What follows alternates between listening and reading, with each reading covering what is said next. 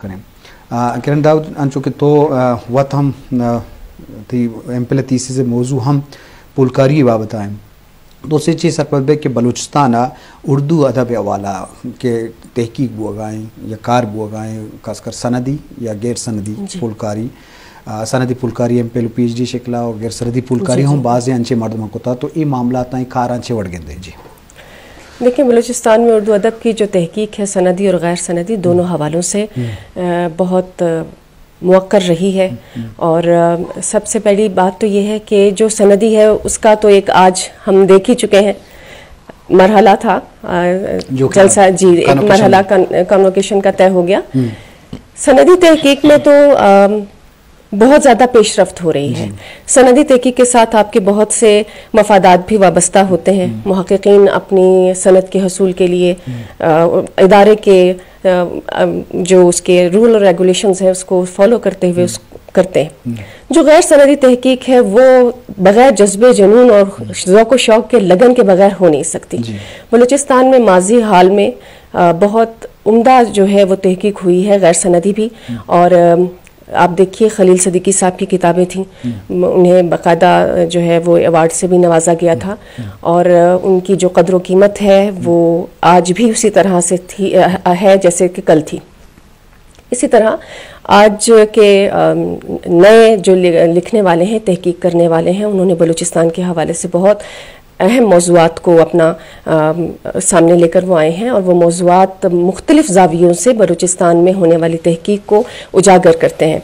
जो मेरा अपना मौजू था PhD का वो है बलूचिस्तान में उर्दू की अदबी नस्र का मुताला आगाज़ था 1947।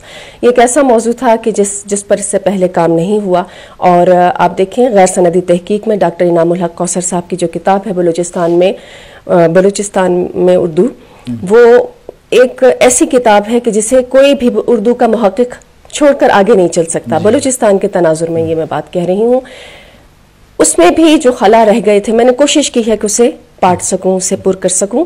और इस सिलसिले में मैंने 1932 के अखबारात हैं अल बलोच और बलूचिस्तान और दीगर जी, वो मैंने सारे अखबारात पढ़कर और उनसे बाकायदा देख कर चीज़ें जो हैं वो निकाली हैं, मुख्तलिफ असनाफ को सामने लेकर आई हूँ।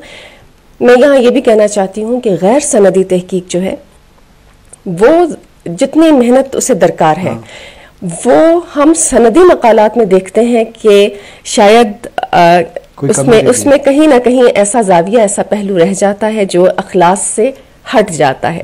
जो गैर सनदी तहकीक है उसका मुहक्किक बहुत मुखलिस होकर काम करता है। उसके नतीजे में जो समर हमारे सामने आता है वो देर पढ़ने वालों को नवाजता रहता है। सनदी तहकीक का जो मसला है वो ये है कि मकालात जमा हो जाने के बाद लाइब्रेरियों की जिनत बन जाते हैं। उसके लिए ज़रूरी ये है कि आप उन सनदी मकालात को भी किताबी शक्ल में सामने लेकर आएँ ताकि वो आम लोगों तक भी पहुँच सके, उसका कारी आम हो सके। बाज़ जुआन एक शेर अगर आपको याद हो, क्योंकि आप खुद शायरा हैं, शेरी दफ्तर आपकी जब ये जी मैं आपको शेर सुनाती हूँ।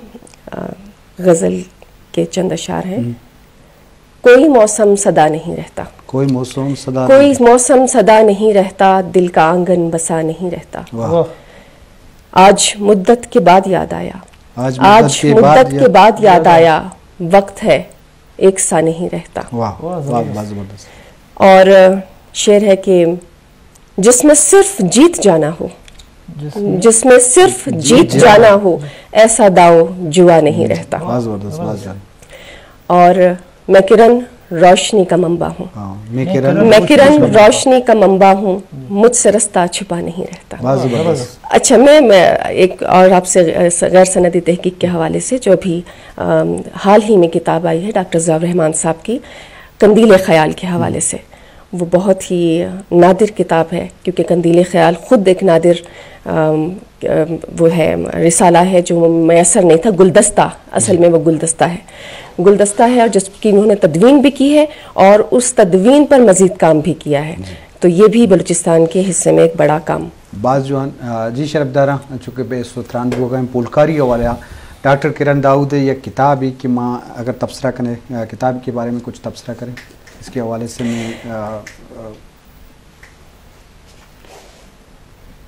जी शरफदारा चूँकि किताब के हवाले से किरण क्या कहना चाहती हैं आपने? इसमें डॉक्टर साहब 14 मकालात शामिल हैं तहकीक के हवाले से। ये बलूचिस्तान में किसी भी खातून मुहक्किक की पहली ऐसी किताब है जो खालिस उर्दू तहकीक पर लिखी गई है, और इसी किताब पर जो है वो बलूचिस्तान एक्सीलेंस अवार्ड भी मिला था। ये 14 मकालात मुख्तलिफ तहकीकी मैदानों पर मुश्तमिल है, जिसमें लिसानियात के मौजू भी हैं, जिसमें तारीख भी शामिल है, इसमें मुहक्किकीन भी शामिल हैं जिनकी शख्सियत और काम को मैं सामने लेकर आई हूँ। और ये काम इंशाअल्लाह ताला आइंदा भी लोगों को अगर वो पढ़ते हैं तो फ़ायदा देता रहेगा। जी, बाज़ जवान जी शरफ